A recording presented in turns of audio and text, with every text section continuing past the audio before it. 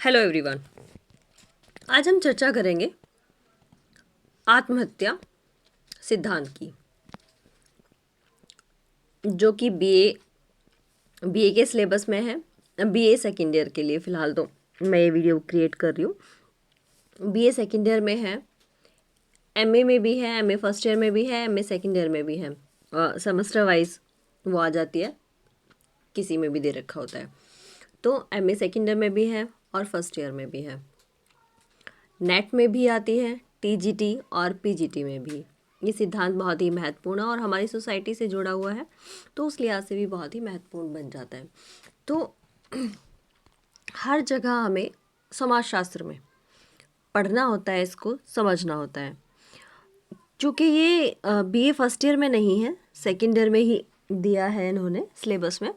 तो यहाँ के आधार पर हमने बहुत बार देखा, बहुत बार समझा, और अब तक के एक्सपीरियंस में जब मैंने पढ़ा था एमए में अपने, तो तभी भी हमें दुर्खीम की आत्महत्या के बारे में बताया गया था। और पहले दुर्खीम की आत्महत्याएं 3 प्रकार की थी, लेकिन फिर एक सेमिनार हुआ, वहाँ पर सर आए थे, तो उन्होंने फिर 4 आत्महत्याओं के बारे में हमें बताया था। तो तब से हम 4 आत्महत्याएं सुनते आ रहे हैं, जो कि बुक्स में अधिकतर 3 आत्महत्याओं के बारे में सुनते हैं, लेकिन अब जो लेटेस्ट बुक्स आ रही हैं उनमें 4 प्रकार की आत्महत्या अकॉर्डिंग टू दुर्खीम बताई जाती हैं। और दूसरी बात कि जितने भी सोशलॉजिस्ट हैं या पढ़ाने वाले हैं या पढ़ने वाले हैं, अधिकतर हम आत्महत्या के लिए चर्चा किसकी करते हैं? सिर्फ और सिर्फ दुर्खीम की करते हैं। लेकिन कई और राइटर्स भी हैं जिन्होंने आत्महत्या के बारे में सर्वेक्षण किया है, अपनी स्टडीज़ दी हैं, अपनी बुक्स भी लाए हैं। तो आज हम उन सब की चर्चा करेंगे, क्योंकि जो बीए का सिलेबस है, बीए के सिलेबस में बाकी सभी जो राइटर्स हैं उनका कौन कौन सा सिद्धांत रहे हैं, या फिर वो कौन कौन से एस्पेक्ट से जुड़ते हैं, और किस किस तरह की आत्महत्याओं के बारे में चर्चा करते हैं। तो आज केवल हम दुर्खीम की आत्महत्या के बारे में ही चर्चा नहीं करेंगे, बल्कि केवन ने क्या कहा है, या मॉरर क्या कहता है, या फिर आत्महत्या की प्रकृति क्या कहती है, तो इन सब के बारे में चर्चा करते हैं। और एक बात करेंगे, और एक बात कि सॉरी कि आत्महत्या सबके अकॉर्डिंग अलग अलग तो नहीं है, थोड़ा बहुत डिफरेंसेस पाता है। जैसे दुर्खीम सोसाइटी को मेन मानते हैं, दूसरे राइटर किसी और चीज़ को, मनोवैज्ञानिक कारणों को मानता है, कोई किसी को मानता है, कोई किसी को मानता है, तो इस तरह की चर्चाएं होती हैं। और एक बात जो मैं कहना चाहती थी कि सबका पढ़ाने का और पढ़ने का, चीज़ें समझने का और समझाने का, सबका तरीका अलग अलग होता है। मुझे नहीं पता कि मेरा तरीका किसको समझ आएगा या किसको नहीं। ऐसा नहीं होता कि 100% सबको एक चीज़ अच्छी लगे, या फिर 100% सबको एक चीज़ बुरी लगे। सबका अपना अपना टेस्ट होता है, अपना अपना नज़रिया होता है सुनने का, समझने का, समझाने का। ठीक है, तो जिस जिस एस्पेक्ट में मुझे आत्महत्या समझ आई, तो मैं उस एस्पेक्ट से आपको समझाने की कोशिश करूँगी। ठीक है, तो आप भी मेरा साथ देना इसमें, और जिसको अच्छा लगे, मतलब चैनल को सब्सक्राइब ज़रूर कर लेना। तो ये मैं बता रही हूँ पहले। और अगर किसी को नोट्स क्लियर नहीं दिखाई दे, तो वो अपनी वीडियो क्वालिटी इंक्रीज़ कर लेना, या फिर इस के डिस्क्रिप्शन बॉक्स में जब मैं वीडियो डालूँगी, तो इसका एक टेलीग्राम ग्रुप है अपना, तो उसका मैं लिंक दे दूँगी। आप उसमें जाकर भी आप इन नोट्स को पा सकते हैं। ठीक है, उस ग्रुप को ज्वाइन कर सकते हैं, और बाकी सारे जितने भी मैं टॉपिक्स कराती हूँ उन सब के नोट्स वहाँ पर मैं डाल देती हूँ, अगर कोई भी आपको प्रॉब्लम आ रही है तो। ठीक है, अब ज़्यादा टाइम ना लेते हुए हम स्टार्ट करते हैं। आत्महत्या, ठीक है। ये है बीए सेकेंड ईयर की बुक। ठीक है, book sociology BA second year, Sanjay साहित्य भवन की है ये, SBPD पब्लिकेशन हाउस। ठीक है, डॉक्टर GK अग्रवाल इसके राइटर हैं। ठीक है, ये ऐसा भी नहीं है कि मैंने कहीं से उठा लिया और कहीं से आपको चीज़ों का नहीं पता। ये मैं नोट्स यहाँ पर दिखा रही हूँ केवल, इनमें से जो मैंने हैंडमेड बनाए हैं फिर उनसे हम स्टडी करेंगे। ठीक है, ये इसका पेज नंबर 253। अब आगे चलते हैं। एक सेकेंड में इसको छोटा कर लेती हूँ पहले, तब आएगा आगे। फिर आता है ये 254, बड़ा कर देती हूँ, आप स्क्रीनशॉट ले लेना, ये रोक दिया मैंने। उसके बाद 255, पहले थोड़ा सा इसको देख लो, ठीक है। अब मैं इसको छोटा कर रही हूँ, आप वीडियो रोक कर तब स्क्रीनशॉट ले सकते हैं। 256 पेज नंबर, ठीक है। ऐसा होगा कि किसी को अपने नोट्स बनाने हैं या फिर कोई चीज़ मेरी हैंडराइटिंग में ना समझ आए तो आप लोग यहाँ से इसको देख सकते हैं, क्लियर कर सकते हैं, ठीक है। 257 पेज नंबर। अभी आता है 258 पेज नंबर, इस पे मैंने रोक दिया। यहाँ पे हाफ वॉच का सिद्धांत दिया है, ठीक है, आत्महत्या के कारण बताए हैं। और ये 259 पेज नंबर, ओके। 259, अभी आगे चलते हैं। यहाँ पर आएगा आपका 260, ये क्रॉप, एक सेकेंड देख लेती हूँ मैं, हाँ 260 ये रहा पेज नंबर, ठीक है। और 261 यहाँ है, और ये है 262 पेज नंबर। इससे आगे 263 था, 264 और 5 पे जो शॉर्ट क्वेश्चंस दिए हुए थे उनकी मैंने एक शॉर्ट वीडियो बनाई है जो आपके वस्तुनिष्ठ क्वेश्चंस हैं उन पर, ठीक है। तो ये तो था बुक तुम्हारी जिसमें से मैंने इसको कोट किया है। अभी कुछ और देख लेते हैं। ये यहाँ से स्टार्ट हो जाता है कि दुर्खिम के बारे में बताया जाता है कि फ्रांस के सामाजिक विचारकों में एक दुर्खिम है, अगस्त कॉम्ट है, ठीक है। अगस्त कॉम्ट के बाद इसका उत्तराधिकारी जो माना जाता है वो दुर्खिम को माना जाता है। कि दुर्खिम के बारे में शॉर्टली बताते चलती हूँ बस, ठीक है। उसके बाद सुसाइड स्टार्ट करते हैं।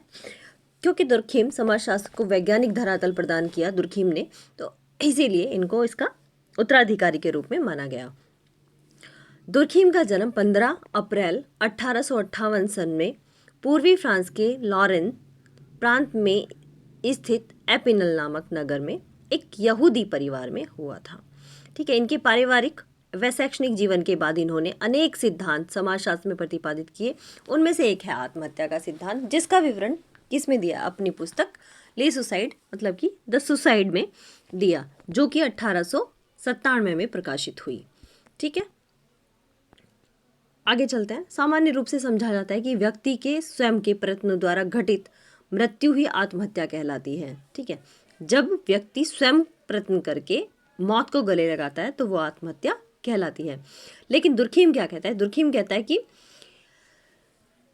इसका जो सामान्य अर्थ है उसे मना कर देता है, उसे डिनाई करता है और कहता है कि जो समाज द्वारा प्रताड़ित किए जाते हैं लोग और उससे आहत होकर जो लोगों के मन में कलेश बैठ जाता है या फिर एक दुविधा, एक द्वंद्व, एक परेशानी, एक प्रॉब्लम बैठ जाती है, तो उससे आहत होकर जो व्यक्ति आत्महत्या करता है तो वो मेनली आत्महत्या दुर्खिम ने समाजशास्त्री इसका प्रारूप बताया है।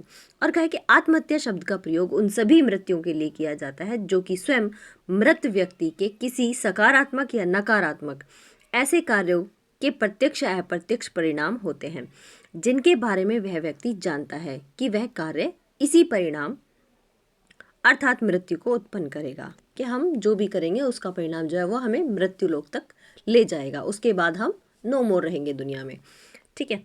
तो ये था कुछ जो मैंने नेट से लिया। यहाँ पर आत्महत्या के सिद्धांत के कारक बताए गए, कौन कौन से कारक हैं, ठीक है। तो कि मद्यपान करना है या निर्धनता है, ये सभी कारक होते हैं। स्वयं दुर्खिम के अनुसार दुर्खिम क्या कहता है कि आत्महत्या का सामाजिक पर्यावरण की विभिन्न दशाओं के बीच का संबंध उतना ही अधिक प्रत्यक्ष और स्पष्ट होता है जितना कि जैविक और भौतिक दशाओं का आत्महत्या के साथ एक निश्चित और अस्पष्ट संबंध को स्पष्ट करती है। अतः इस कथन के आधार पर स्पष्ट है कि संतुलित व्यक्ति के जीवन के लिए यह आवश्यक होता है कि सामाजिक दशाओं तथा सामूहिक चेतना का व्यक्ति के जीवन पर पड़ने वाला प्रभाव स्वस्थ हो। लेकिन जब इसके सापेक्ष में व्यक्ति के जीवन पर समूह के नियंत्रण में आवश्यकता से अधिक वृद्धि अथवा कमी होने लगती है, तब ये सामाजिक दशाएं व्यक्ति को अस्वस्थ रूप से प्रभावित करना शुरू कर देती हैं, ठीक है। और भी बहुत कुछ दिया है, ठीक है। ये भी आप देख सकते हैं। अभी स्टार्ट करते हैं हम आत्महत्या की दर प्रत्येक वर्ष। ये जो था निष्कर्ष जो निकला वो बताया गया है कि दुर्खीम के द्वारा जो अध्ययन किया गया उससे जो निष्कर्ष निकलता है वो यहाँ पर दिया कि आत्महत्या की दर प्रत्येक वर्ष लगभग एक सी रहती है। सर्दियों की तुलना में गर्मियों में आत्महत्याएं अधिक होती हैं। कम आयु के लोगों की अपेक्षा अधिक आयु के लोगों में आत्महत्या की दर अधिक पाई जाती है। सामान्य जनता की तुलना में सैनिक लोग अधिक आत्महत्याएं करते हैं। ये डाटा बहुत मतलब सटीक आज भी सिद्ध होता है, क्योंकि आज भी देखें तो सेना में बहुत से लोग आत्महत्याएं निरंतर कर रहे हैं। 3-4 केसेस तो अभी अभी मैंने सुन लिए जस्ट बहुत कम समय में ही। अभी नंबर 5, अविवाहित और सुखी परिवार। पारिवारिक जीवन से वंचित लोगों में उन व्यक्तियों की तुलना में आत्महत्या की दर अधिक होती है जो विवाहित अथवा सुखी पारिवारिक जीवन व्यतीत करते हैं। मतलब कि अविवाहित और सुखी पारिवारिक जीवन से वंचित लोग आत्महत्या दर अधिक करते हैं। नंबर 6 है कैथोलिक धर्म मानने वाले लोगों की तुलना में प्रोटेस्टेंट धर्म को मानने वाले लोग अधिक आत्महत्याएं करते हैं, क्योंकि प्रोटेस्टेंट धर्म व्यक्तिगत स्वतंत्रता पर अधिक बल देता है, जिसके परिणाम स्वरूप व्यक्तियों के व्यवहारों पर इतना नियंत्रण स्थापित नहीं हो पाता कि वे पूर्णतः एक नैतिक समुदाय में संयुक्त हो सकें। नंबर 7, गांवों की तुलना में शहरों में अधिक आत्महत्याएं होती हैं। तो ये थे जो आत्महत्या का निष्कर्ष निकाला दुर्खीम ने, उसका रिजल्ट था ये। अब ये मत सोचना कि रिजल्ट पहले क्यों आ गया, अभी हम डिस्कस करेंगे। जैसे मैंने बताया कि दुर्खीम का जन्म फ्रांस में हुआ, ठीक है, और उनकी जो लिखी हुई बुक्स हैं वो ये है division of labour in society. सबसे पहली बुक जो लिखी वो दुर्खीम ने यही लिखी, और यही इनका जो पीएचडी का वर्क था यही था, division of labour in society, श्रम विभाजन, ठीक है। ये 1893 में आई। इसके जस्ट 2 साल बाद इनकी book I the rules of sociological method, the rules of sociological method 1895 में, ठीक है। 2-2 साल का अंतराल है इन तीनों बुक्स में, एक 1893, एक 1895, फिर आती है द सुसाइड 1897 में। 1893 से शुरू हुई डिवीज़न ऑफ लेबर, फिर 2 साल बाद the rules of sociological method, और 2 साल बाद the suicide book I Durkheim की, ठीक है। फिर थोड़ा गैप होता है, फिर आती है the elementary forms of religious life 1912 में। फिर ये चारों बुक जो है वो वेरी वेरी इंपॉर्टेंट है, कहीं भी आ जाती हैं, लेकिन आजकल जो नेट में क्वेश्चंस पूछे जाते हैं वो अंदर से भी पूछे जा रहे हैं, तो ये वाली इम्पोर्टेंट, ये वाली बुक भी जो आगे आ रही है ये भी इम्पोर्टेंट है। सोशोलॉजी ऑफ एजुकेशन, यहाँ पे स्पेलिंग थोड़ी सोशोलॉजी ऑफ एजुकेशन, यहाँ पे सोशोलॉजी की स्पेलिंग गलत हो रखी है, 1922। फिर आती है सोशोलॉजी ऑफ फिलॉसफी 1924। फिर 1924 में ही आती है मोरल एजुकेशन। फिर है the socialism, the socialism, sorry for the disturbance, ऐसा होता रहता है अक्सर जब मैं वीडियोस बनाती हूँ तो कोई ना कोई घर का मेंबर आ जाता है और मुझे आवाज़ लगाते हैं ज़ोर ज़ोर से। चलो it's okay, sorry for that. मैं वीडियो क्रॉप नहीं करूँगी, इसको कंटिन्यू रखेंगे। द सोशलिज्म, ठीक है, 1928। नंबर 9 आती है the evolution of pedagogy in France 1938, ठीक है। ये सन के हिसाब से सीक्वेंस वाइज लगी हुई बुक है, तो आप इनको देख सकते हैं। अब आते हैं अपने हैंडमेड नोट्स पर। सबसे पहले देखते हैं आत्महत्या का अर्थ एवं प्रकृति। आत्महत्या का अर्थ क्या है, आत्महत्या की प्रकृति क्या है, इसके बारे में देखेंगे और अब डिटेल में समझेंगे कि आत्महत्या क्या है। एलिट तथा मेरिल कहता है कि आत्महत्या व्यक्तिक विघटन के दुखद और अपरिवर्तनशील अंत की स्थिति है, कि जब व्यक्ति हर तरफ से अपने आप को दुखमय महसूस करता है और उसमें कोई परिवर्तन नहीं हो सकता, कि हमारे दुख में आप कुछ भी कर लो लेकिन वो कम नहीं होगा, वो अपरिवर्तनशील स्थिति में आ जाता है। तो इस दशा में व्यक्ति पर की जो मनोवृत्तियां हैं वो उन पर हावी होने लगती हैं। कहते हैं यह व्यक्ति की मनोवृत्तियों में होने वाले उन क्रमिक परिवर्तनों का अंतिम स्तर है जिसमें व्यक्ति के मन में जीवन के प्रति प्रेम के स्थान पर घृणा की भावना उत्पन्न हो जाती है। ठीक है, तो प्रेम के स्थान पर जब घृणा अपना स्थान ग्रहण कर लेती है तो वो स्थिति हमें आत्महत्या की ओर ले जाती है, ये कहता है इलियट तथा मेरिल। ठीक है, इसका जो प्रकृति है, जो अर्थ है, वो क्या कहता है कि जहाँ आत्महत्या की ऐतिहासिकता है कि आत्महत्या क्या है। आत्महत्या एक व्यक्तिक विघटन की चरम अभिव्यक्ति है। ठीक है, जब व्यक्ति पूरी तरह से टूट जाता है तो उसके मन में पूरी तरह से विघटन आ जाता है, तो ये चरम अभिव्यक्ति जो होती है की स्थिति जो होती है वो आत्महत्या होती है। बहुत सारे विद्वान हैं जो इसे समझाते हैं कि मानसिक दुर्बलता का परिणाम है, कि मानसिक रूप से व्यक्ति परेशान हो जाता है तब आत्महत्या करता है। कुछ समाजशास्त्री सामाजिक तथ्यों के रूप में बताते हैं, कुछ सामाजिक परिस्थितियों के बारे में बताते हैं, कुछ सामाजिक विघटन से के द्वारा आहत इंसान जब होता है तो इसको अपनाता है। कुछ औद्योगिकरण को इसका रीज़न मानते हैं, कुछ नगरीकरण को इसका रीज़न मानते हैं। तो इसके लिए बहुत सारे रीज़न जो है वो सामने आते हैं।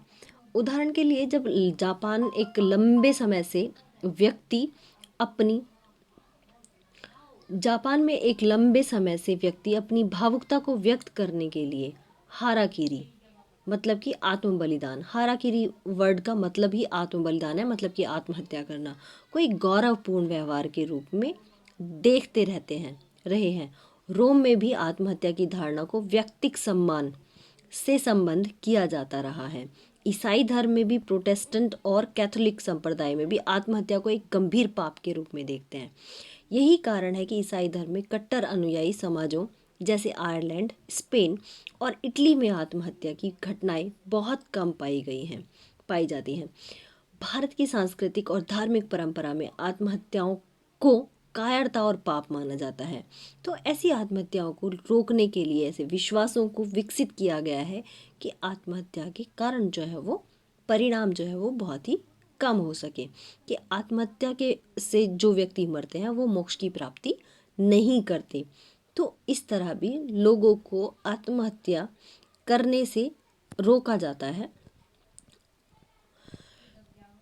ठीक है, तो आत्महत्या की प्रकृति अब क्या कहती है कि जैसा कि आत्महत्या शब्द से ही पता चलता है हमें कि अपनी जान को देना, अपने आप को ख़त्म करना, स्वयं को मारना आत्महत्या कहलाता है। तो इसे क्या कि जानबूझकर कोई व्यक्ति अपने जीवन को समाप्त कर लेता है।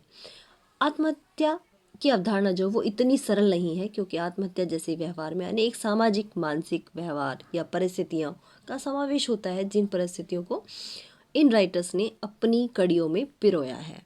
ठीक है, तो हमने इलियट तथा मेरिल की बात की थी, अब करते हैं केविन की। केविन क्या कहता है? केविन कहते हैं कि आत्महत्या के दो पक्ष होते हैं, कि आत्महत्या या तो जानबूझकर अपने जीवन को समाप्त करने की एक क्रिया है, अथवा मृत्यु के संकट से बच सकने की संभावना के बाद भी स्वयं को बचा सकने की असफलता है। ठीक है, फिर इसमें इसका मतलब क्या निकलता है कि व्यक्ति विशेष परिस्थितियों जैसे कि युद्ध आदि की दशा में व्यक्ति यदि कर्तव्य भावना या बलिदान की भावना के कारण अपना जीवन ना बचाना चाहे तो इस स्थिति को भी आत्महत्या की श्रेणी में रखा जाता है। कि कई बार ये तो अपने सामने ही है कि जब पाकिस्तान और हिंदुस्तान का बंटवारा हुआ था तो जो भी बच्चियां रह गई थी उनको उनके घर वालों ने ही जहर की गोलियां दे दी थी कि अगर आप उनके या बच निकलो तो ठीक है, यदि किसी के हाथ लग जाती हैं तो वो अपना आत्मदाह ये गोलियां खाकर या जहर पीकर कर ले। तो इस तरह की स्थिति भी आत्महत्या कहलाती है। फिर आते हैं दुर्खीम पर। दुर्खीम क्या कहता है कि आत्महत्या का तात्पर्य आत्महत्या का तात्पर्य ऐसी मृत्यु से है जो प्रत्यक्ष अथवा अप्रत्यक्ष रूप से व्यक्ति की सकारात्मकता अथवा नकारात्मक सकारात्मक अथवा नकारात्मक क्रिया का परिणाम होती है। इस परिणाम के बारे में व्यक्ति पहले से ही जागरूक होता है, पता है मरने वाले को वो कि वो मरने वाला है और ये जीवन उसको दोबारा नहीं मिलेगा। ठीक है, तो व्यक्ति उस परिणाम के बारे में जागरूक होता है लेकिन फिर भी आत्महत्या करता है। ठीक है, तो आत्महत्या की इस नकारात्मक और सकारात्मक प्रवृत्ति को स्पष्ट किया है, नकारात्मक और सकारात्मक प्रकृति को स्पष्ट किया है मॉरर ने। मॉरर कहता है कि मॉरर इसको दो रूपों में स्पष्ट करता है कि आत्महत्या व्यक्तिक विघटन की एक सम अवस्था नहीं है बल्कि ये दो रूपों में विभाजित होती है। पहला वह है जिसमें व्यक्ति केवल अपने जीवन का अंत करना चाहता है। ठीक है, तो ये तो हुई नकारात्मक सोच। दूसरा, जिसमें व्यक्ति अपने चारों ओर के व्यक्तियों की सहानुभूति प्राप्त करने अथवा उन पर नियंत्रण स्थापित करने के एक साधन के रूप में अपने जीवन का अंत कर देता है। तो दूसरी जो स्थिति है वो सकारात्मक है कि एक सकारात्मक सोच के साथ उसने आत्महत्या की, और जो पहली स्थिति दर्शाती है कि जिसमें व्यक्ति केवल अपने जीवन का अंत करना चाहता है, तो एक नकारात्मक कंडीशन से वो पहुंचता है कि वो आत्महत्या कर लेता है। ठीक है, तो जितनी भी डेफिनेशंस आती हैं, जितना भी निष्कर्ष अब तक निकलता है, तो उससे हमें कुछ जो विशेषताएं, हाँ कि आत्महत्या किन विशेष स्थितियों में होती है, तो कुछ विशेषताएं इसकी पता चलती हैं। यहाँ पर हम देखते हैं वही विशेषताएं। ठीक है, एक है ऐच्छिक रूप से अपने जीवन का स्वयं अंत कर लेना, कि व्यक्ति की अपनी इच्छा है, उसकी अपनी प्रेरणा है कि वो अपने जीवन का अंत करना चाहता है। यदि एक व्यक्ति किसी अन्य व्यक्ति के निर्देश अथवा प्रेरणा से अपने जीवन का अंत कर ले तो पारिभाषिक रूप से इस स्थिति को आत्महत्या नहीं किया कहा जा सकता। ठीक है, तो ये जो स्थिति होती है ये ऐच्छिक रूप से अपने जीवन का अंत करने की इच्छा होती है। दूसरा है कि आत्महत्या केवल वही कृत्य है जिसमें उसका कर्ता चेतन और जागरूक रूप से परिणाम को समझते हुए आत्म बलिदान कर दे। ठीक है, परिणाम हमें पता है कि परिणाम क्या होगा, लेकिन फिर भी हम आत्महत्या करते हैं, आत्म बलिदान करते हैं।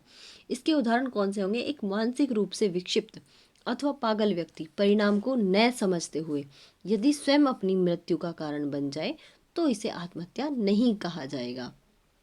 ठीक है, बल्कि एक युद्ध के दौरान एक योद्धा जब दुश्मन के सामने, पता है हमारी सेना कम है लेकिन फिर भी दुश्मन के सामने वो डटा रहता है, पता है गोली किसी भी तरह किसी भी समय आपको छलनी कर सकती है, तो लेकिन वो फिर भी अपनी भूमिका का निर्वहन करने के लिए, अपने आत्म बलिदान के लिए वहाँ पर खड़ा है। तो ये है कि परिणाम को समझते हुए आत्म बलिदान करना। फिर आता है प्रयास का तत्व निहित होता है। आत्महत्या में व्यक्ति की चेष्टा अथवा प्रयास का तत्व निहित होता है कि वो आकस्मिक रूप से, यदि व्यक्ति आकस्मिक रूप से किसी दुर्घटना का सुप्तावस्था में यदि गिरकर, अगर कभी चक्कर आकर वो गिर जाए और वो उस स्थिति में मर जाए, या फिर भूल से गलती से उसको पता नहीं ये दवाई कैसी है और वो पी ले, तो वो दुर्घटना समझी जाएगी, ना कि आत्महत्या का प्रयास। तो ये एक प्रयास का तत्व इसमें निहित होता है कि व्यक्ति आत्मदाह करने की, आत्महत्या करने का एक प्रयास करता है। ठीक है, नंबर 4 आता है कि योजनाबद्धता भी पाई जाती है। कहीं ना कहीं आत्महत्या में योजनाबद्धता भी पाई जाती है। कोई व्यक्ति अगर कर्जबंद हो जाता है, कि कर्जे से लिप्त हो जाता है, कि उस पर बहुत सारा कर्जा होता है, तो वो एक योजनाबद्ध तरीके से आत्महत्या कर लेता है। कई बार सरकार के सामने लोग डिमांड रखते हैं अपनी, कि अगर आपने हमारी ये डिमांड्स नहीं मानी तो हम कचहरी के सामने या फिर पुलिस थाने के सामने या फिर संसद के सामने आत्मदाह कर लेंगे। तो इस तरह की कंडीशंस भी हमारे सामने आई है बहुत बार। तो इन स्थितियों में योजनाबद्ध तरीके से आत्मदाह करना, तो कहीं ना कहीं इसमें योजना भी शामिल होती है इसकी विशेषताओं में। तो ये थी 4 विशेषताएं। ऐच्छिक रूप से अपने जीवन का स्वयं अंत करना, परिणाम को समझते हुए भी आत्म बलिदान करना, इसमें प्रयास का तत्व निहित होता है, और योजनाबद्ध तरीके से कई बार आत्महत्याएं की जाती हैं। ठीक है, अभी जो पुलवामा में जो अटैक हुआ था उसमें भी तो एक व्यक्ति कार में बम लेकर आया था। वो एक योजनाबद्ध तरीके से उस व्यक्ति ने अपनी आत्महत्या कर की थी क्योंकि दूसरों को उसको मारना था। तो ये भी योजनाबद्ध तरीके से आत्महत्या की गई थी। ठीक है, अपनी भी और दूसरों की भी। दूसरों की तो हत्याएं की गई थी, अपनी आत्महत्या थी। अब आता है भारत में आत्महत्या का ग्राफ क्या है, इसे कैसे समझते हैं। तो भारत में पहले तो ऐसा नहीं था कि अधिकांश जो आत्महत्याएं थी उनको नहीं रिपोर्ट लिखते थे या फिर प्रकाश में नहीं आते थे। लेकिन 1964 से इसको स्टार्ट किया गया। भारत में सर्वप्रथम आत्महत्या से संबंधित जो सांख्यिकी थी उसको व्यवस्थित रूप से एकत्रित करने का कार्य 1964 से शुरू हुआ। सबसे अधिक आत्महत्याएं जो इसका रिजल्ट मिला कि सबसे अधिक जो आत्महत्याएं हुई वो गुजरात में हुई। उसके बाद नंबर 2 पे पश्चिम बंगाल, नंबर 3 पर आंध्र प्रदेश, नंबर 4 पर महाराष्ट्र और उससे कम आत्महत्याएं हरियाणा। तो हरियाणा 5वें नंबर पर रहा और गुजरात पहले नंबर पर रहा आत्महत्याओं के मामले में 1964 में। ठीक है, ये आंकड़े बताते हैं जब से इनको कोट किया जाने लगा। पुरुषों में आत्महत्या की दर 56.70% रही और स्त्रियों में आत्महत्या की दर 43.30% रही। ठीक है, सबसे अधिक जो आत्महत्याएं रही, आत्महत्याओं की जो उम्र रही वो 18 से 30 वर्ष के व्यक्तियों ने सबसे ज़्यादा आत्महत्याएं की। ये तब के आंकड़े हैं। ठीक है, तो इसके कुछ रीजंस भी मिले, इनको खोजने की कोशिश की गई। तो रीज़न मिले, मेन 11 रीज़न सामने आए। तो यह है भयानक बीमारी। अगर भयानक बीमारी से कोई व्यक्ति जूझ रहा है और तब आत्महत्या करने की वो सोचता है कि मैं कभी ठीक नहीं हो पाऊंगा, इससे तो अच्छा है कि मैं इस जीवन से मुक्ति पा लूं। दूसरा, माता पिता अथवा सास ससुर से झगड़ा, अधिक कलह जो रहता था वो कई बार माता पिता प्रेशराइज कर लेते कि आपको ये करना है, ये नहीं करना है, तो कई बार आवेश में आकर व्यक्ति आत्महत्या कर लेता था। तो जीवन साथी से झगड़ा, कि कहीं पर हस्बैंड वाइफ का बहुत ज़्यादा झगड़ा हो रहा है तो उसमें असफलता में, परीक्षा में असफलता, कई बार बच्चे जो थे फेल हो जाते थे तो तभी भी वो आत्महत्या कर लेते थे। प्रेम में असफल होना, बहुत से प्रेमी जोड़ों को आत्महत्या करते हमने सुना है, आपने भी सुना होगा। धार्मिक बलिदान, अपने धर्म को लेकर बलिदान देना। राजनीतिक दशाएं ऐसी हो जाती हैं। गरीबी एक मुख्य कारण है आत्महत्या का। संपत्ति संबंधी विवाद, कि बहुत ज़्यादा विवाद हो रहा है संपत्ति को लेकर, तभी आत्महत्या। एक मानसिक विकार, कि हमें तो आत्महत्या करनी है, तो मानसिक विकार भी होता है। और अन्य कारणों में और बहुत सारे रीजंस जो होते हैं वो जो कम कंडीशंस में मिलते हैं, तो इसे अन्य में रखा गया है। ये 11 रीजंस जो थे वो मिले। फिर कहता है कि भारत में राष्ट्रीय अपराध रिकॉर्ड ब्यूरो क्या कहता है। तो ये कहते हैं कि 1985 में जहां आत्महत्या के मामले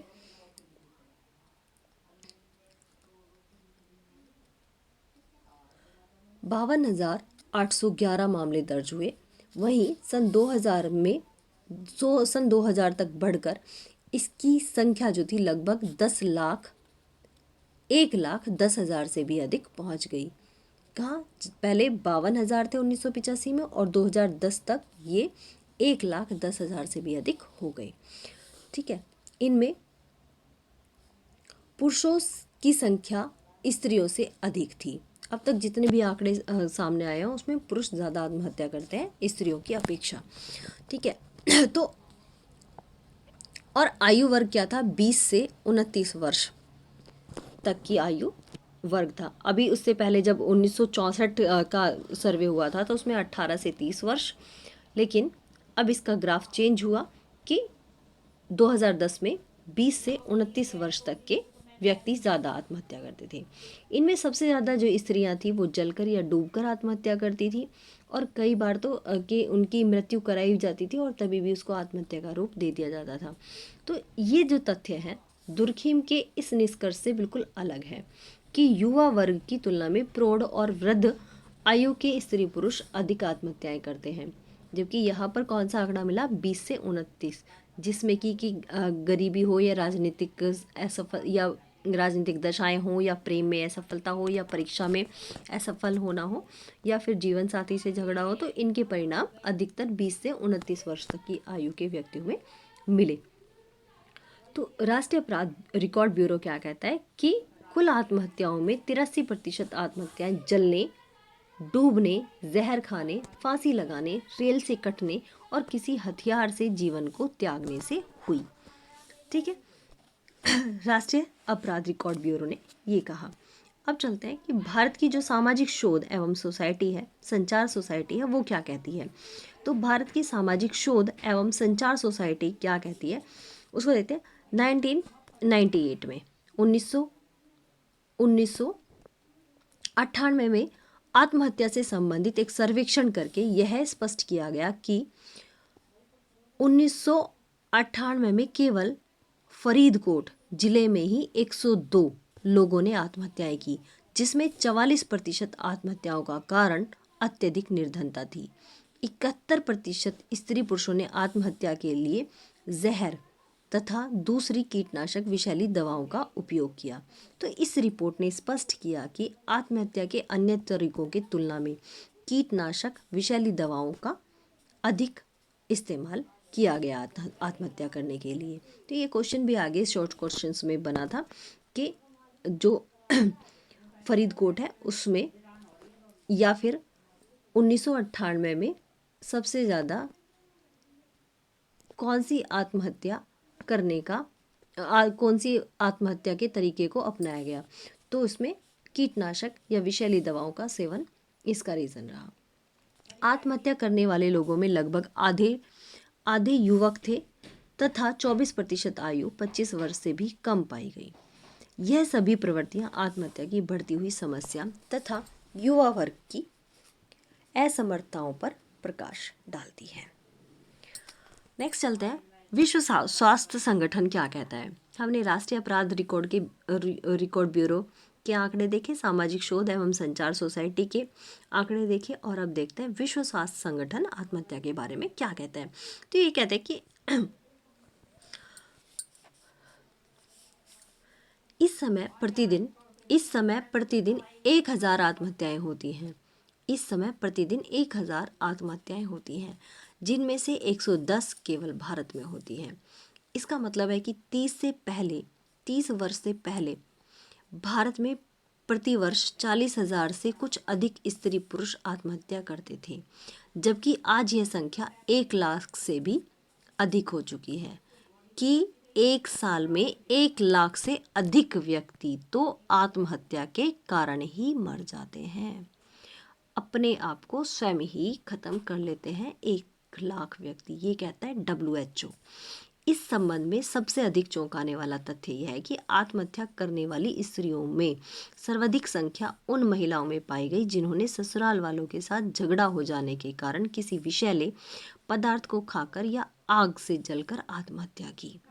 ठीक है, तो कई बार तो इसमें ससुराल वाले उनको जला देते होंगे या फिर जहर दे देते होंगे और उसे आत्महत्या का रूप दे देते हैं। इस तरह के भी कुछ रिपोर्ट्स हैं जो सामने नहीं आती।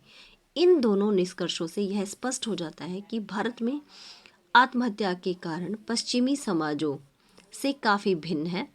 जो रिजल्ट्स हैं वो पश्चिमी समाजों से बिल्कुल अलग है। सैद्धांतिक रूप से आत्महत्या को चाहे किन्हीं भी मानसिक अथवा व्यक्तिगत कारणों के आधार पर स्पष्ट किया जाए, लेकिन व्यवहारिक रूप से आत्महत्या को पारिवारिक दशाओं तथा सांस्कृतिक पृष्ठभूमि से अलग करके नहीं समझा जा सकता।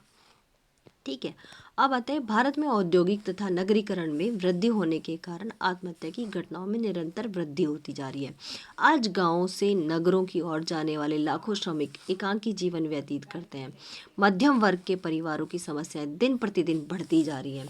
मशीनों के शोर, काम करने वाले लाखों लोग जल्दी ही मानसिक विकारों, तनाव का शिकार बन जाते हैं और स्त्रियों की आजीविका उपार्जित करने से हजारों परिवारों में दाम्पत्य बंधन जो है वो स्थिर बढ़ जाते हैं।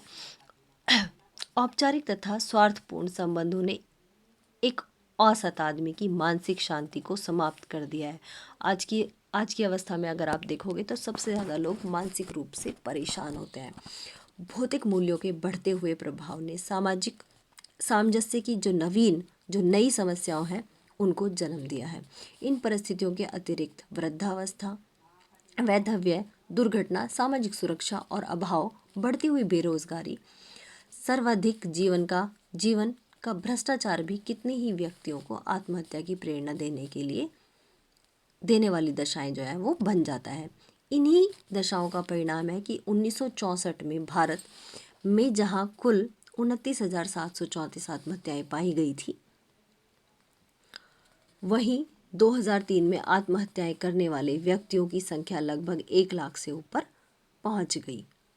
ठीक है, यह आंकड़े विश्व स्वास्थ्य संगठन के अनुमान से भी अधिक गंभीर स्थिति स्पष्ट करते हैं और ऐसा लगता है कि आत्महत्या का संबंध गरीबी, सांस्कृतिक विभिन्नताओं से उतना नहीं है जितना कि पारिवारिक तनाव से, पारिवारिक झगड़ों से है, भौतिक सभ्यता से उत्पन्न विभिन्न प्रकार के तनावों से है। यही कारण है कि भौतिक प्रगति के साथ ही आत्महत्या की घटनाएं भारत में निरंतर बढ़ती जा रही हैं। ठीक है, अब आते हैं आत्महत्या के सिद्धांतों पर। आत्महत्या के कई सिद्धांत हैं, जैसे मनोवैज्ञानिक सिद्धांत, जैसे समाजशास्त्रीय सिद्धांत, जैसे समाजशास्त्रीय सिद्धांत से फिर इसमें डिवाइड होते हैं। 2 सिद्धांत हैं इसके, मनोवैज्ञानिक सिद्धांत और समाजशास्त्रीय सिद्धांत। मनोवैज्ञानिक सिद्धांत में हम देखेंगे फ्रायड को। आत्महत्या के सिद्धांत, फ्रायड कहता है, मनोवैज्ञानिक सिद्धांत में जो राइटर्स हैं इसके समर्थक हैं फ्रायड, मैनेजर, जिलबुर्ग, फैलरेट और विलियम्स। ठीक है, तो फ्रायड क्या कहता है? फ्रायड कहता है कि यह जो 2 परस्पर विरोधी इच्छाएं होती हैं उनकी वजह से व्यक्ति आत्महत्या करता है। पहली जीवित रहने की इच्छा, विश टू लाइव, दूसरी मरने की इच्छा, विश टू डाई। इसकी बात करता है फ्रायड। ठीक है, कि जब मृत्यु की इच्छा जीवित रहने की इच्छा पर प्रभुत्व स्थापित कर लेती है, कि जब व्यक्ति जीना चाहता है, कई बार इस तरह की मानसिक परेशानियों में व्यक्ति घुस जाता है कि वो सोचता है कि निकलना ही मुश्किल है, बस एक मात्र लक्ष्य जो रहा है वो मृत्यु रही है, उसकी इच्छा बन जाती है मृत्यु पाना। लेकिन उन सारी स्थितियों को अवॉइड करते हुए वो ध्यान करता है और अपने आप को उस कंडीशन से बाहर निकाल कर लाता है, तो उसमें जीने की इच्छा जो है उस पर वो प्रभुत्व पा लेती है। तो ये दोनों जो लड़ाइयाँ होती हैं जीने की इच्छा में और मरने की इच्छा में, तो जौन सी भी उसमें से जीत जाती है तो वही परिणाम होती है कि मरने की इच्छा प्रबल हो जाएगी तो परिणाम उसका आत्महत्या होगा। ठीक, दूसरा कहता है कार्ल मेंजर। कार्ल मेंजर क्या कहता है कि ये कहता है कि फ्रायड के विश्लेषण में दी गई मरने की इच्छा को अधिक स्पष्ट करने के लिए 3 भागों में विभाजित करता है। ये कौन कौन सा? एक मरने की इच्छा, दूसरा स्वयं मारे जाने की इच्छा और मृत्यु की इच्छा। ये कहते हैं कि व्यक्ति जब न तो मरने की इच्छा को पूरा कर पाता है और न ही मृत्यु उसका वर्ण करती है, तो अपने जीवन को स्वयं समाप्त कर देने से ही व्यक्ति को संतोष प्राप्त होता है। फिर कहता है जिलबुर्ग क्या कहता है कि सामाजिक दबाव, जो व्यक्ति पर सामाजिक दबाव होता है, आक्रमणकारी उत्तेजनाओं का जब शिकार व्यक्ति हो जाता है तो उस व्यक्ति पर सामाजिक दबाव के कारण अपनी उत्तेजनाओं को अभिव्यक्त नहीं कर पाता और न ही उत्तेजना के प्रभाव से वो बच पाता है। तो इस तरह की दशा में वो लक्ष्य बनाकर आत्महत्या कर लेता है। फिर आता है फैलरेट क्या कहता है कि आत्महत्या को मोनोमोनिया जैसी मानसिक दशा के आधार पर स्पष्ट किया है। मोनोमोनिया की दशा में उद्वेग इतने अधिक बढ़ जाते हैं, मतलब मानसिक जो कंडीशंस है हमारी इतनी बढ़ जाती है, इतना उछाल लेने लगती है कि व्यक्ति की जो विचार शक्ति है वो कुछ भी सोचने समझने की कंडीशन में नहीं रहता। उस स्थिति को कहा जाता है मोनोमेनिया। मोनोमेनिया किस स्थिति को कहा जाता है? जब व्यक्ति अपने सोचने विचारने की शक्ति जो है, जब उसकी सोचने विचारने की शक्ति जो वो लुप्त हो जाती है, तो उस कंडीशन को मोनोमेनिया कहा जाता है। इसी दशा में व्यक्ति आत्महत्या कर लेता है। ठीक है। फिर विलियम्स कहता है कि इन विचारों से अलग, फिर विलियम्स कहता है कि भय, घृणा, वैमनस्य, अपर्याप्तता तथा अपराध भावना की अधिकता को आत्महत्या के कारणों के रूप में स्पष्ट किया है। भय, घृणा, वैमनस्य, अपर्याप्तता तथा अपराध की भावना की अधिकता को आत्महत्या के कारणों के रूप में स्पष्ट किया है। ठीक है। तो ये थे मनोवैज्ञानिक सिद्धांत आत्महत्या के, और जो भी राइटर्स इनसे रिलेटेड थे, फ्रायड, मैनेजर, जिलबुर्ग, फैलरेट और विलियम्स। ठीक है। अब नेक्स्ट चलते हैं। नेक्स्ट रहता है समाजशास्त्रीय सिद्धांत। समाजशास्त्रीय सिद्धांत में अब आ जाता है दुर्खिम। दुर्खिम के बारे में आप जहाँ भी देखोगे, यूट्यूब पे भी बहुत सारी वीडियोस पड़ी हैं कि सबने दुर्खिम को डिफाइन करके रखा है। ठीक है। तो आपको कोई कमी लगी तो आप वहाँ से भी देख सकते हैं। ठीक है। तो अब हम दुर्खिम को देखेंगे। दुर्खिम ने 3 प्रकार की आत्महत्याएं बताई हैं। डेफिनेशन मैं पहले ही बता चुकी हूँ दुर्खिम की, जिसको कैनन ने फिर डिफाइन भी किया अपने शब्दों में। तो दुर्खिम क्या कहता है? सबसे महत्वपूर्ण बात कि दुर्खिम जो है वो आत्महत्या को एक सामाजिक तथ्य मानता है, कि आत्महत्या भी एक सामाजिक तथ्य है, क्योंकि ये समाज की देन है, समाज की मनोवृत्तियों की देन है।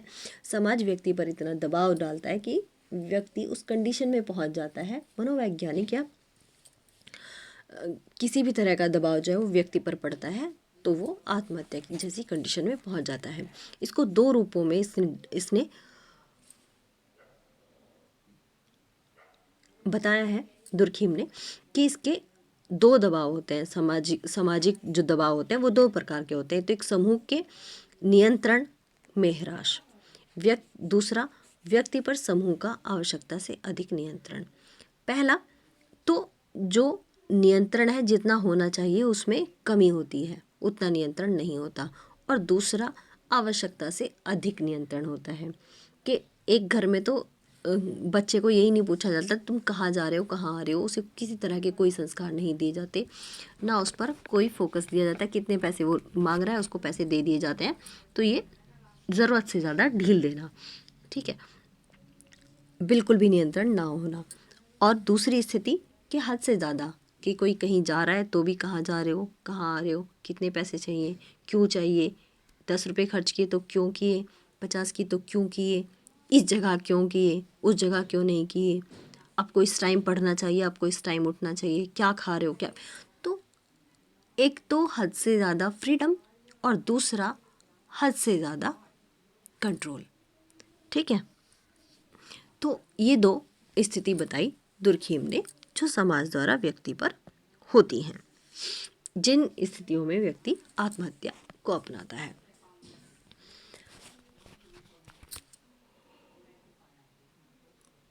तो इस तरह दुर्खिम ने अब 3 स्वरूप बताए, या 3 पार्ट बताए, या 3 भागों में डिवाइड किया आत्महत्या को। पहला अहमवादी आत्महत्या। ठीक है। अहमवादी आत्महत्या क्या कहलाती है?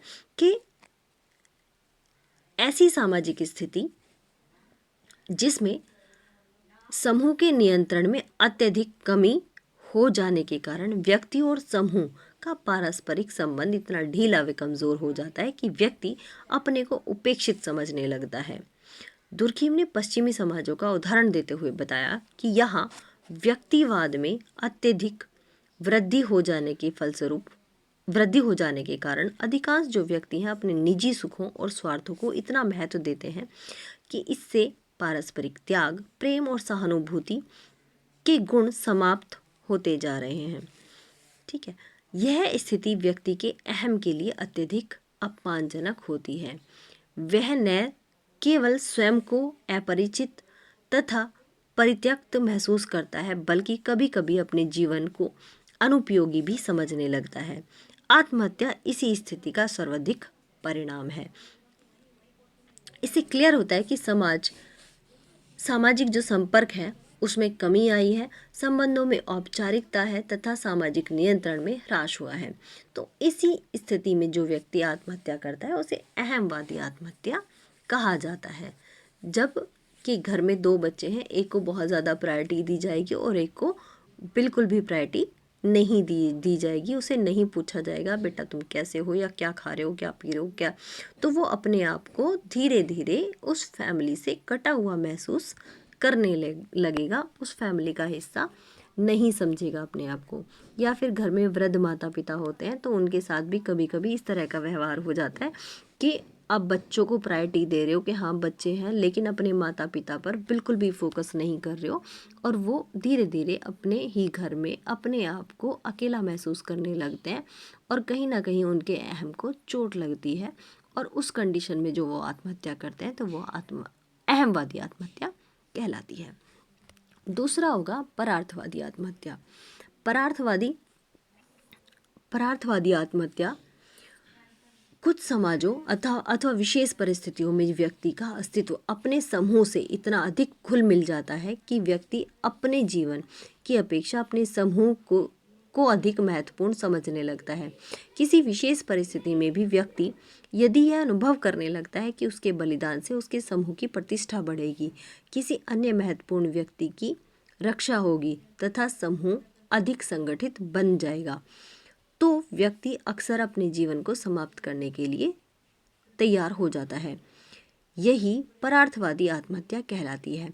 इसके उदाहरण है जापान में हाराकिरी का प्रचलन। हाराकिरी जापान की एक प्रथा है जो कि एक धार्मिक प्रथा के रूप में है कि अगर वहाँ पर आवश्यकता होती है तो अपने धर्म के लिए लोग आत्महत्या करते हैं।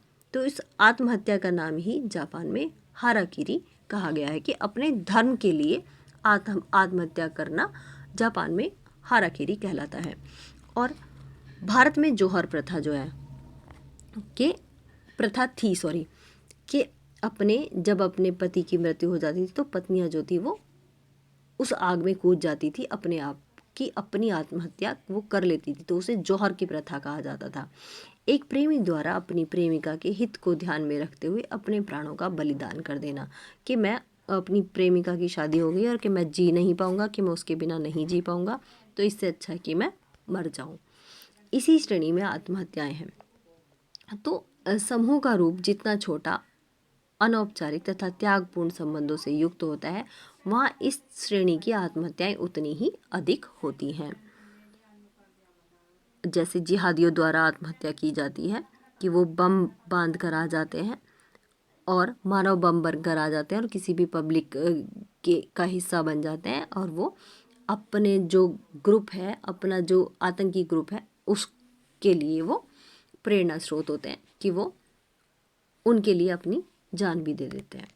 तो इस तरह की आत्महत्याएं भी परार्थवादी आत्महत्या कहलाएंगी। जो व्यक्ति बॉर्डर पर खड़ा होता है उसको भी पता होता है कि उसे किसी भी वक्त गोली छलनी कर सकती है, रात में भी ड्यूटी देता है, दिन में भी देता है, और ऐसे ऐसे जंगलों में ड्यूटी कर रहे हैं लोग, उन्हें पता है कि वहाँ पर पैसा तो वो कहीं भी कमा सकते हैं, लेकिन उन्हें पता है कि वहाँ पर आपकी जान भी जा सकती है, लेकिन वहाँ पर वो फिर भी डटे होते हैं। तो ये भी परार्थवादी आत्महत्या का ही उदाहरण होगी। नेक्स्ट आता है विसंगतिपूर्ण आत्महत्याएं।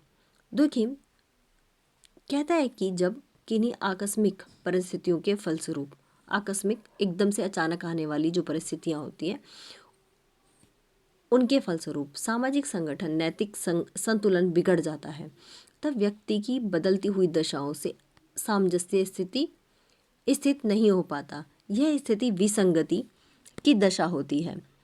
इस स्थिति में की जाने वाली आत्महत्या को ही हम विसंगति अथवा नियमहीनता से उत्पन्न आत्महत्या कहेंगे। व्यक्ति के अचानक दिवालिया हो जाना, इसके उदाहरण है ये प्राकृतिक विपत्तियों का सामने आ जाना, राजनीतिक उथल पुथल के कारण सत्ता हाथ से निकल जाना, अथवा अचानक बहुत संपन्न बन जाने के कारण जो आत्महत्याएं हो जाती हैं वे विसंगतिपूर्ण आत्महत्याओं के उदाहरण कहलाती हैं। समाज में विसंगतिपूर्ण अथवा नियमहीनता के कारण अनेक व्यक्ति अपनी दशाओं से सामंजस्य स्थापित करने से पूर्णतः असफल हो जाते हैं और अक्सर आत्महत्या के द्वारा इस संकट से स्वयं को बचाने का प्रयत्न करते हैं। ठीक है, तो ये आत्महत्या विसंगतिपूर्ण आत्महत्याएं कहलाती हैं। अब एक और आत्महत्या निकल कर आती है जिसे कहते हैं कि भाग्यवादी आत्महत्या, कि हमारे तो भाग्य में मरना ही लिखा था इसलिए हम मर जाएंगे। इस तरह की सोच उत्पन्न करती है भाग्यवादी आत्महत्या, कि हमारी ज़िंदगी तो बस इतनी ही थी और सब भगवान भरोसे हैं, भगवान जैसा चाहेंगे ऐसा ही होगा।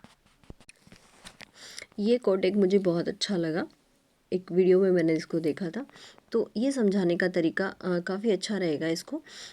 जो भाग्यवादी आत्महत्या है, तो जैसे किसी ऑफिस में कोई व्यक्ति काम कर रहा है और वहाँ पर बहुत ज़्यादा प्रेशर उस पर आ रहा है और वो उस प्रेशर को सहन नहीं कर पा रहा, तो तभी भी वो उसको अपना भाग्य सोचकर आत्महत्या को अपना लेता है। तो उस कंडीशन में भी जो आत्महत्या की जाती है, हालांकि एक सामाजिक प्रेशर ही होता है, लेकिन व्यक्ति उसे अपने भाग्य से जोड़ देता है। तो यहाँ जो इन पॉइंट्स में समझाया गया, जैसे आत्महत्या का संबंध कुछ विशेष सामाजिक दशाओं एवं उनसे किए गए व्यक्तिक अनुकूलन की मात्रा से है। तो अनुकूलन की मात्रा क्या दर्शाती है, यहाँ पर दिया गया कि आत्महत्या क्या है, व्यक्ति और समाज का एक सामंजस्य है। परार्थवादी आत्महत्या, अहमवादी आत्महत्या, आदर्श विहीन आत्महत्या और भाग्यवादी आत्महत्या।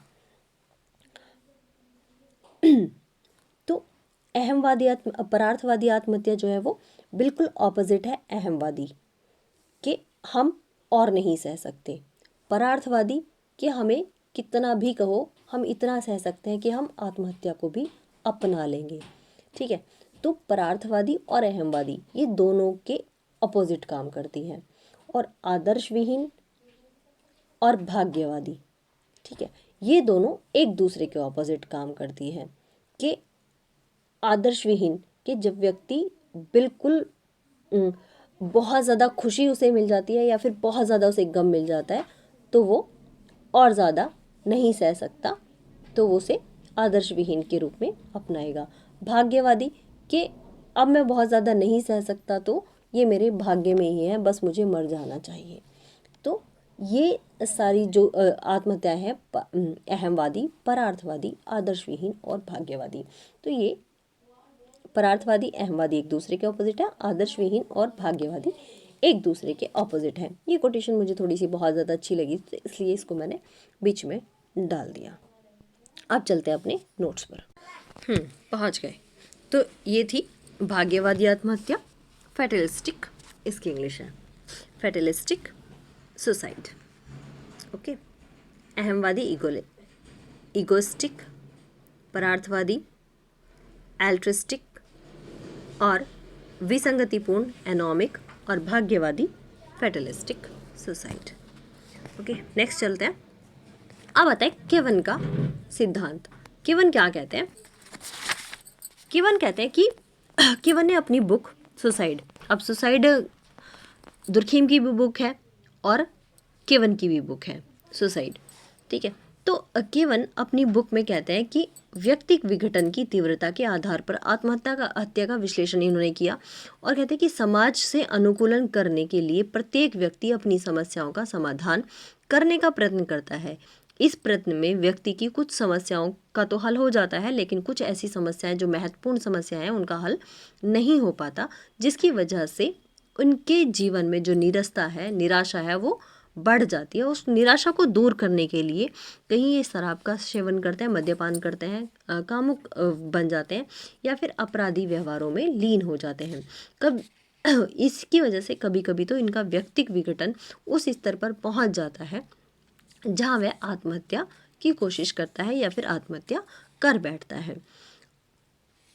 इसका निष्कर्ष क्या निकलेगा कि इच्छाओं की अपूर्णता तथा उनसे उत्पन्न आंतरिक संकट इनकी आत्महत्या का उत्तरदायी होता है। इच्छाओं की अपूर्णता तथा उनसे उत्पन्न आंतरिक संकट आत्महत्या का कारण बनता है, आत्महत्या के लिए उत्तरदायी बन जाता है कि जब व्यक्ति की इच्छाएं अपूर्ण रहेंगी तो उनसे उत्पन्न उनका आंतरिक उनके ऊपर संकट आएगा, तो वो उन्हें आत्महत्या के लिए प्रेरित करेगा। ये कहना है केविन का। केविन इसको 5 इच्छाएं ऐसी बताते हैं कि जब व्यक्ति की 5 इच्छाएं पूर्ण नहीं होती तो वो आत्महत्या कर लेता है। एक अस्पष्ट या अज्ञात इच्छा, जिसका व्यक्ति को यही नहीं पता कि मेरी इच्छा क्या है। दूसरा, स्पष्ट इच्छा, उसे स्पष्ट पता है कि ये होना चाहिए और वो नहीं हुआ। विशेष इच्छा, मानसिक संघर्ष, बाह्य परिस्थितियों द्वारा जीवन संगठन का भंग हो जाना। तो इस तरह की जो आत्महत्याएं हैं उन्हें उत्पन्न करता है। अज्ञात इच्छा कैसी होती है? जिसमें कि केवल अंदर एक निराशा है, घुटन है, नीरसता है, जिसका कि उसको नहीं पता। स्पष्ट इच्छा क्या होती है कि वो किसी से प्रेम करता है, या फिर संतान की इच्छा करता है, या फिर आजीविका को अपनी कमाने में वो असफल हो जाता है। ठीक है। फिर विशेष इच्छा होती है कि मौलिक आवश्यकता जो उनसे संबंधित नहीं होती, बल्कि ऐसी सनक से संबंधित हो जिसकी पूर्ति के लिए व्यक्ति पागलपन के स्तर तक भी पहुंच जाता है। जैसे कि साधनों के अभाव में अत्यधिक मद्यपान करना, जुआ खेलना, घुड़दौड़ करना। प्रेम की इच्छा भी इस तरह की इच्छा मानी जाएगी। यह इच्छा जब पूरी नहीं होती तो ये वाली, तो उसको अक्सर आंतरिक जो है वो तनाव होता है और उसके कारण वो आत्महत्या कर लेता है। कई बार कि शराब पीने के लिए पैसे भी नहीं मिलते तो भी व्यक्ति इस तरह की चीज़ों में घुस जाता है। तो फिर आते हैं मानसिक संघर्ष। मानसिक संघर्ष जो 2 विषम स्थितियां होती हैं, व्यक्ति उनके बीच घिरा होता है, या तो ये करूं या फिर वो करूं। किसी समस्या का समाधान न मिलने पर आत्महत्या को वो अपना लेता है। बाह्य परिस्थितियां क्या होती है कि व्यक्ति के अपने इतने संकट में डल जाता है कि व्यक्ति के लंबी उसको बीमारी हो, या फिर बाढ़ आ जाए, या फिर किसी प्रियजन की उसकी मृत्यु हो जाए जिसका उसने कभी अहित भी ना चाहा हो, तो आकस्मिक आर्थिक विपत्तियां आ जाए, तो इस तरह की दशाएं भी व्यक्ति को मरने की प्रेरणा देती हैं या आत्महत्या करने के लिए प्रेरित करती हैं। ये कहते हैं केविन। अब कहते हैं हावोच। हावोच को मैंने इसमें नहीं लिया है। तो हावोच कहते हैं कि नगरीय जीवन की वर्तमान विशेषताओं के आधार पर आत्महत्या का विश्लेषण करते हैं हावोच। वो कहते हैं कि दुर्खिम ने आत्महत्या की विवेचना मुख्य रूप से धर्म और पारिवारिक पृष्ठभूमि के आधार पर की, जो प्रत्येक स्थिति में सही नहीं है। वास्तव में आत्महत्या का कारण सामाजिक दशाओं की वह संयुक्तता है जो व्यक्ति के संपूर्ण जीवन को प्रतिकूल रूप से प्रभावित करती है। कि समाज की ऐसी भी कुछ स्थितियां होती हैं जो प्रतिकूल रूप से व्यक्ति को प्रभावित करती हैं। इन दशाओं की संयुक्तता नगरीय जीवन में वर्तमान स्वरूप में अधिक स्पष्ट रूप से देखी जा सकती है। तो इसका मतलब है कि इसका तात्पर्य ये नहीं है कि नगरों में आत्महत्याएं अधिक होती हैं, बल्कि जिस स्थान की जनसंख्या में नगरीय विशेषताओं की अधिकता है, चाहे वो गांव हो चाहे शहर हो, जहाँ पर नगरीय विशेषताएं अधिक है, वहाँ सामाजिक पृथकता जो है वो बहुत अधिक बढ़ जाने के कारण आत्महत्या की दर जो है वो बढ़ने लगती है। इससे स्पष्ट होता है कि नगरीय विशेषताएं पृथकता और औपचारिकता में वृद्धि करके आत्महत्या के लिए अनुकूल वातावरण को बनाती हैं। ये कहते हैं हावोच। थ्योरी ऑफ हावोच इतना ही बताती है। और जो ये सारा का सारा पूरा टोटल जो सिद्धांत चले हमारे, एक समाजशास्त्रीय सिद्धांत और मनोवैज्ञानिक सिद्धांत, समाजशास्त्रीय सिद्धांत और मनोवैज्ञानिक सिद्धांत। ठीक है। मनोवैज्ञानिक सिद्धांत में कौन कौन से राइटर थे?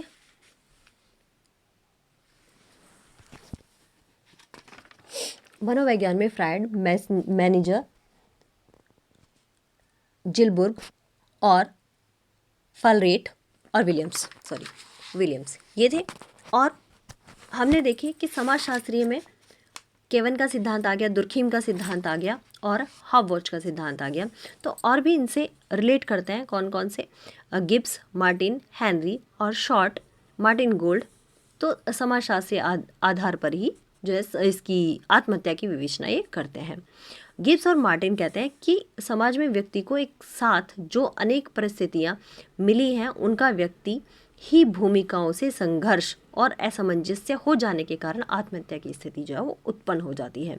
हेनरी शॉर्ट कहता है कि आत्महत्या का कारण आर्थिक अभाव की दशा में भी विक्षिप्त बनाकर उसके आक्रामकता की प्रवृत्ति को पैदा करता है कि जब आर्थिक जो चीज़ें हैं वो हमारी पूरी नहीं होती, आर्थिक वातावरण हमारा ठीक से सही नहीं होता, या फिर आर्थिक रूप से हमारी ज़रूरतों की पूर्ति नहीं होती, तो भी व्यक्ति आत्महत्या कर लेता है। मार्टिन गोल्ड कहता है कि सामाजिक मानसिक दशाओं में समन्वय करते हुए आत्महत्या की विवेचना करता है कि बचपन के अनुभवों से है। बचपन में जिन बच्चों के शारीरिक रूप से आर्थिक दंड दिया जाता है, उनके क्रोध बड़े होकर तो दूसरों पर प्रकट होता है अथवा स्वयं पर भी क्रोध करने लगते हैं। इसका परिणाम अक्सर आत्महत्या के रूप में भी सामने आता है। ठीक है, तो ये सभी दुर्खीम, केविन, हाबवॉच, गिब्स मार्टिन क्या कहता है, हेनरी शॉर्ट क्या कहता है, मार्टिन गोल्ड क्या कहता है, इन सभी के सिद्धांत। ठीक है, अब देख लेते हैं आत्महत्या के कारण क्या क्या होते हैं। पहला, व्यक्तिगत कारक। व्यक्तिगत कारक में कौन कौन से आएंगे? शारीरिक दोष होना, व्यक्ति का अपंग होना, लूला लंगड़ा होना, अंधा, हकला, बहरा होना, शारीरिक अत्यधिक असामान्य तथा कुरूप होना भी कई बार व्यक्ति को आत्महत्या के लिए प्रेरित करता है। शारीरिक व्याधियाँ मतलब कि असाध्य कुष्ठ, क्षय, कैंसर, गुप्त रोग, अत्यधिक पीड़ादायक रोग या फिर किसी लंबी बीमारी से घिरे होना आत्महत्या का कारण बनता है। मानसिक विकार जैसे व्यक्ति में उन्माद, चिंता, मानसिक अस्थिरता, स्यानु विकार होना, सदैव हीनता की भावना से पीड़ित रहना, निराशा और उद्विग्नता से घिरे रहना, अत्यधिक भावुक, क्रोधी तथा इच्छाओं का दास होना आदि प्रमुख मानसिक विकार हैं। व्यक्तिक व्यसन जैसे मद्यपान, जुआ, वेश्यावृत्ति, यौन लिप्सा अथवा आपराधिक कार्यों को अपने जीवन का अभिन्न अंग बना लेना भी ऐसी दशाएं हैं जो व्यक्तिगत जीवन संगठन को नष्ट करके व्यक्ति में इतने तनाव उत्पन्न कर देती है कि व्यक्ति अपने जीवन को व्यर्थ समझने लगता है। तो ये व्यक्तिक व्यसन कहलाता है। अब आते हैं पारिवारिक कारक।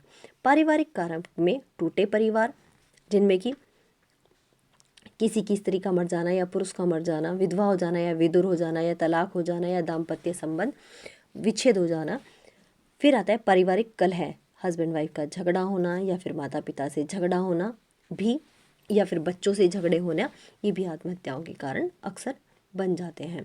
दाम्पत्य जीवन में असमंजस्य, जब पति पत्नी में एक दूसरे के प्रति तनाव रहने लगे, घृणा का भाव आए, क्रूरता से तंग आकर एक दूसरे से तंग आकर आत्महत्या कर लेना। दुर्व्यवहार या अविश्वास, जब सौतेली माँ किसी बच्चे के साथ दुर्व्यवहार करती है या फिर सास ससुर द्वारा विवाहिता के साथ दुर्व्यवहार किया जाता है, तो उसके परिणाम में भी लोग आत्महत्याएं कर लेते हैं। सामाजिक कारक कौन से होंगे? सामाजिक कुरीतियाँ होती हैं, जैसे दहेज प्रथा। इसका सबसे बड़ी कुरीति जो है वो दहेज प्रथा है। सामाजिक कुरीतियों में आडंबर को दिखाने के लिए, अपने आप को बहुत अच्छा दिखाने के लिए दहेज या फिर शादियों में ज़्यादा से ज़्यादा खर्च किया जाता है। फिर आता है पद की हानि, यदि कोई बड़ा अधिकारी है, व्यापारी है अथवा राजनीतिज्ञ है तो उसका पद अचानक से छिन जाना, भयानक गिलानी का भाव उसके मन में आ जाता है तो वो भी उस कारण भी आत्महत्या कर लेता है। सामाजिक विघटन, किसी स्त्री पुरुष की दशाओं में अनुकूलन न हो सकने के कारण आत्महत्या कर लेना एक सामाजिक विघटन कहलाता है। समाजीकरण की दोषपूर्ण प्रक्रिया, जो समाजीकरण हुआ है, बच्चे का हो या बड़े का हो, उसका जो मार्गदर्शन होता है वो सही तरीके से न हो पाकर वो व्यक्ति असफल हो जाता है और अपने जीवन में निराश होता है, तो अक्सर वो आत्महत्या की ओर बढ़ता है। नेक्स्ट आता है आर्थिक कारक।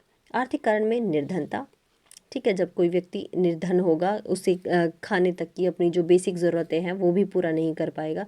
कई बार बच्चे भूख से तड़पते देखकर माता पिता आत्महत्या कर लेते हैं, अपने आप को लाचार महसूस करते हैं। ठीक है, बेकारी, रोज़गार का ना मिलना बहुत बच्चों के लिए आत्महत्या का सबब आज भी बना हुआ है। आर्थिक असफलताएं भी इसी का एक पार्ट है। ऋणग्रस्तता, जब आपकी की जैसे खेती है या फिर कई बार किसान भैंसों के इलाज के लिए भी ऋण ले लेता है, अपने बच्चों की शादियों के लिए भी ऋण ले लेता है, तो और उस ऋण को जो है वो चुका नहीं पाता। जैसे 2011-12 के दौरान कपास की खेती के कारण ऋणग्रस्तता से में फंसे लगभग 700 किसानों ने आत्महत्या की। ठीक है, तो ये ऋणग्रस्तता के कारण आत्महत्या कहलाती है। धार्मिक कारक, धार्मिक रूढ़ियाँ, पातक की भावना, धार्मिक स्वीकृति, अपने धर्म के प्रति कट्टर होना, ये पातक भावना कहलाती है। अनुयायियों, उसके अनुयायियों के लिए अपने धर्म के अनुयायियों की भावना को पूरा करने के लिए अपने आप को समर्पित कर देना, ये पातक भावना कहलाएगी। धार्मिक रूढ़ियाँ, जैसे भारत में देवदासी प्रथा और सतीत्व संबंधी विश्वासों को लेकर लंबे समय तक आत्महत्या घटनाओं में वृद्धि होती रही, तो ये इसके अनेक कर्मकांड जो है वो धार्मिक रूढ़ियाँ कहलाती है। धार्मिक स्वीकृति, हिंदू धर्म में आत्महत्या को एक पाप के रूप में देखा जाता है। दूसरी ओर कुछ धर्म अनेक परिस्थितियों में आत्महत्या को स्वीकृति प्रदान करते हैं। स्वाभाविक है कि ऐसे धार्मिक दृष्टिकोण आत्महत्या को रोकने के लिए, उसमें वृद्धि करने के लिए एक महत्वपूर्ण भूमिका निभाते हैं। भौगोलिक दशाएं, जब सूखा पड़ जाता है या बाढ़ आ जाती है या किसी परिवार इधर उधर हो जाते हैं, भूकंप आ जाते हैं, ज्वालामुखी फट जाता है, तो इस तरह से महामारियां फैल जाती हैं, तो उस तरह की कंडीशंस में जो लोग आत्महत्या कहलाते हैं वो भौगोलिक दशाओं के द्वारा परेशान होकर आत्महत्याएं करते हैं। पारिस्थितिकी दशाएं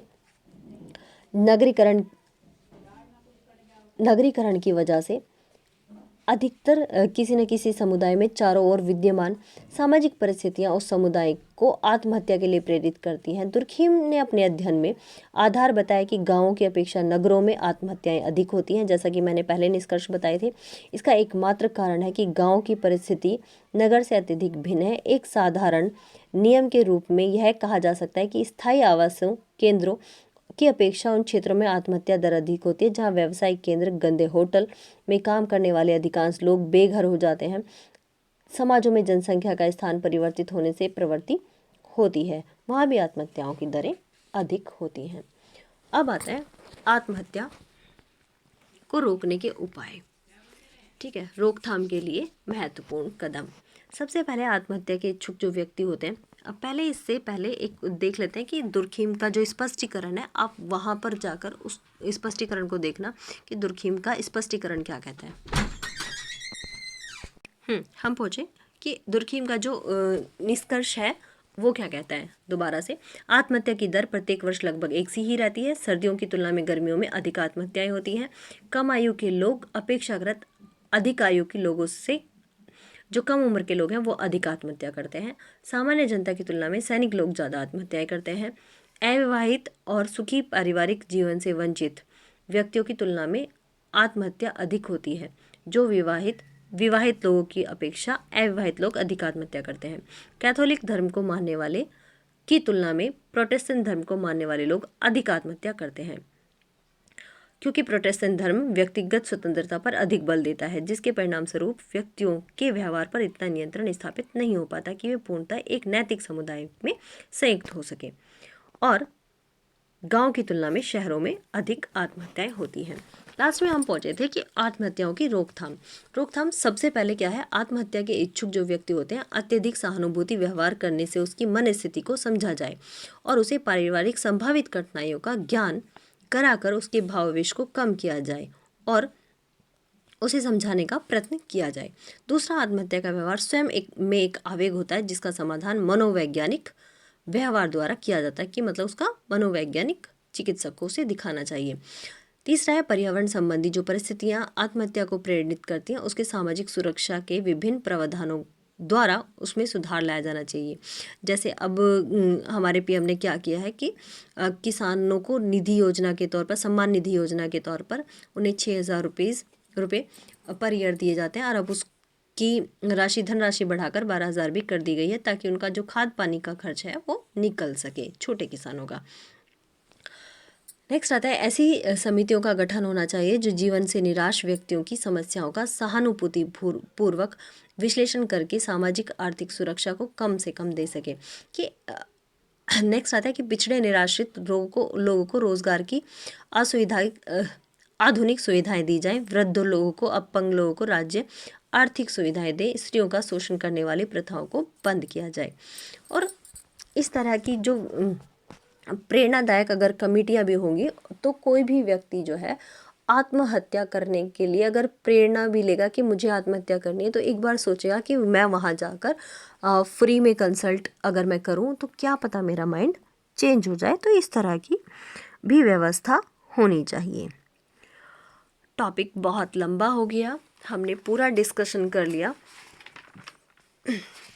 आत्महत्या का अर्थ जाना, प्रकृति जानी, इलियट तथा मैरिल को भी देखा, दुर्खीम को देखा, मारर को देखा, उसकी विशेषताओं को देखा, रीजंस को देखा, भारत में जो रीजंस रहते हैं आत्महत्या के उनको भी देखा, आत्महत्या के कौन कौन से सिद्धांत हैं उनको भी देखा। मनोवैज्ञानिक सिद्धांत में फ्रायड, मैसेंजर, जुलबर्ग, फैलरेट और विलियम्स को भी देखा।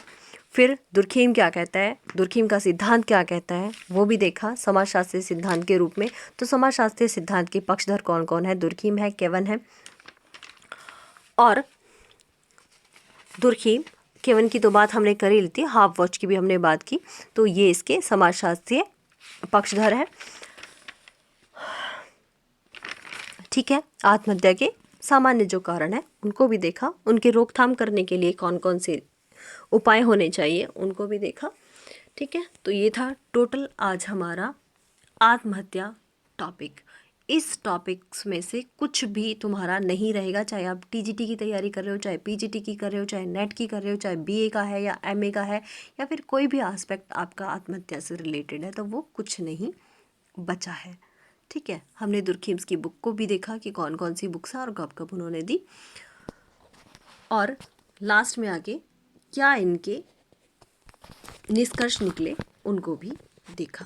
ठीक है, तो ऑल द बेस्ट। काफ़ी लंबी वीडियो है, देखती हूँ कैसे अपलोड होगी, कैसी लगी ज़रूर कमेंट करके बताना। ठीक है, थैंक यू। और हाँ, चैनल को जिसने सब्सक्राइब नहीं किया तो प्लीज़ कर लेना।